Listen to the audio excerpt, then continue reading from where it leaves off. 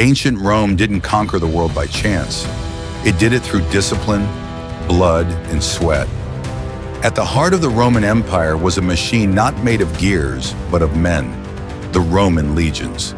Trained with relentless rigor, they marched thousands of kilometers, crossing deserts, mountains, forests, returning alive or dying in battle, never breaking formation. But how did Rome forge soldiers so feared, so loyal, and so effective? In this video, you'll discover how an ordinary citizen was transformed into a legionary, from the first steps of recruitment to the sacred oath that sealed their loyalty to the empire.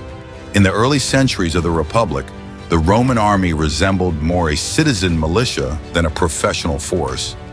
Every free man had the duty to defend his city, but that meant abandoning their farms, businesses, and families. There was no salary, and each soldier had to pay for his own gear. Once the war ended, soldiers returned home, and the army dissolved. This model worked as long as Rome remained a city-state, but as Roman territory expanded, incorporating new provinces, facing rebellions, and guarding distant borders, that system became unsustainable. Rome needed a permanent army, disciplined, available, and well-paid. The transformation began at the end of the Republic and was solidified by the first emperor, Augustus. He established regular wages, campaign bonuses, and land rewards after service. With this, military service became a prestigious career, especially among the poorer classes. Soldiers' loyalty shifted no longer to the Senate or the city of Rome, but to the general who commanded them. Thus was born the Roman professional army, a force that not only fought, but lived for war. To organize this growing force, Rome created a military structure so efficient that it's still studied today in academies around the world. Each legion was a finely tuned machine of 5,000 to 6,000 soldiers, divided into 10 cohorts. Each cohort was further subdivided into maniples and centuries, smaller units led by experienced officers who allowed quick execution of orders in battle. It was like a living war board, pieces that moved, thought, reacted, and obeyed in perfect sync. This system not only enabled tactical maneuvers, but allowed control of massive forces. And at the height of the empire, the scale was colossal. 150,000 legionaries and 180,000 auxiliary troops deployed across a territory with more than 10,000 kilometers of borders, from northern Britannia to the sands of the Sahara, from the forests of Germania to the mountains of Syria. Keeping them mobilized, supplied, and ready to fight was a colossal logistical challenge. But Rome had an answer. Networks of roads, supply chains, military depots, and specialized officers, all designed so that a single order from Rome could be carried out anywhere in the empire with absolute discipline. But before donning armor and wielding the gladius, the future legionary had to be selected, and the recruitment process was as rigorous as the training. Recruitment was led by officers called conquistadores, who traveled through towns and villages in search of candidates aged 18 to 23. But youth wasn't enough. The conquistadores evaluated everything: physical condition, family background, occupation, literacy, and even behavior. Only free men could serve in the legions. Slaves and criminals were rejected, except in times of extreme crisis. Auxiliary soldiers from the provinces had different criteria, but also went through selection.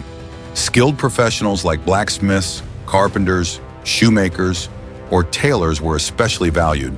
They could be assigned to logistical roles within the legion.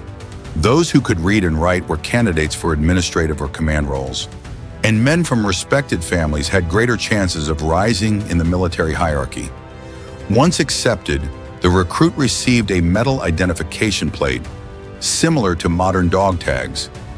Losing that plate was not just carelessness, it was dishonor, severely punished. From that moment on, the young man was no longer a civilian. He now lived by strict rules that governed every step, every word, even every thought. Before learning to kill, the Roman legionary learned to endure. During the first 4 months, recruits faced an exhausting routine of forced marches, carrying around 20 kilos of equipment. At first, they marched 30 kilometers in 5 hours at regular pace, but soon that increased to 35 kilometers in the same time, at a faster pace. And it didn't matter the weather, rain, sun, cold, or dust. The soldier marched without complaint, but the marches were just the beginning. Training included running, swimming, climbing, jumping, and strength and endurance exercises. Instructors tested not just muscles, but also willpower. The goal was to transform the recruit's body into a resistant machine, able to sleep on the ground, eat little, carry weight, and still be ready to fight for hours. Many quit, some fainted, others collapsed and never got up again. Rome didn't want soldiers who could just survive battle. It wanted soldiers who would arrive at battle still standing, even after days of marching, hunger, and exhaustion. Because on the battlefield, the enemy was rarely the first challenge. It was the last. Once the body was hardened through endurance, the next step was to turn the recruit into a lethal fighter. Legionaries trained with wooden weapons, deliberately twice as heavy as the real ones. The goal was simple. If you mastered the wooden gladius, the steel one would feel like a light extension of your arm. Sessions included slashes, thrusts, and blocks against fixed posts or moving targets, always in full armor, making every move a test of strength and control. But it wasn't just about technique. Combat was mental. The purpose was to make the strikes automatic, pure instinct. In real combat, there was no time to think. Besides the sword, recruits trained with the pilum, the Roman javelin with an iron tip designed to bend on impact, so the enemy couldn't reuse it. They learned to throw it with force, precision, and at the exact moment of the advance. Training also included the armatura, a combat simulation with real weapons where soldiers faced off under the supervision of veteran instructors, usually campaign-experienced soldiers. These instructors received double pay, a recognition of the critical value of that stage. Every repeated strike was muscle memory. Every practice block was a future life saved, and mistakes were not allowed. But even so, when mistakes happened, and they did, Rome's response was ruthless. In the Roman legions, discipline was sacred. The survival of thousands of men depended on blind obedience to orders. That's why even minor offenses were punished with a severity that bordered on cruelty. The man in charge of maintaining order was the centurion, commander of around 80 soldiers.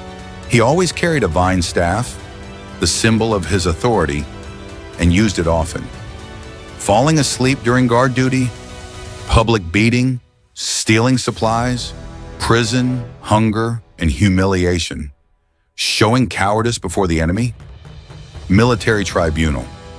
And if the offense affected the entire unit, they faced the most feared punishment of all: decimation. In decimation, 1 out of every 10 men was chosen by lottery and executed by his own companions, usually stoned or flogged to death. It was psychological terror designed to rip out indiscipline at its root, and it worked. A famous case occurred under Julius Caesar when a unit retreated before the enemy. Though a brilliant strategist and emperor, Caesar did not hesitate. He applied decimation to restore fear and order. For the Romans, fear of punishment was as essential as a sword. Because an army that fears the enemy is weak, but an army that fears its commanders, that army is invincible. After months of physical training, harsh discipline, and mental trials, the recruit was about to stop being a civilian and officially become a Roman legionary.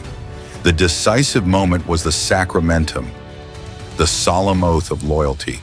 In earlier times, this oath was made to the Senate and people of Rome.